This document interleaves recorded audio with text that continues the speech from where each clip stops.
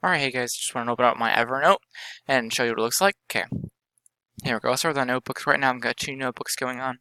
One of them is for framing, just like housing in general kind of things, and the other one's for SketchUp, which is like the program.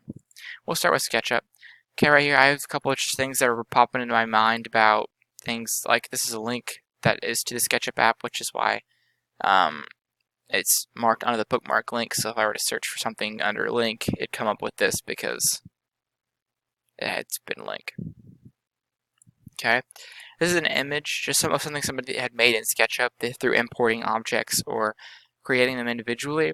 This was just an example of something you can make the inside of your house look like. We'll go to framing. Okay, here's another image, some blueprints of a house. Here we go. Okay, this is the article that I clipped, and go ahead and I will clip to put into the framing notes because this is a very important thing and one that you'll end up using very often when framing a house, is the fact that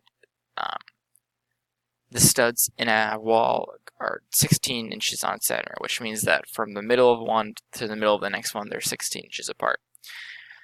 So I highlighted some things that I thought were important, and in red I added my own notes because I felt like those were important.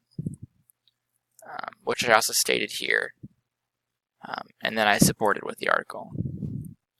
Alright, I think that's it for this video. Thanks.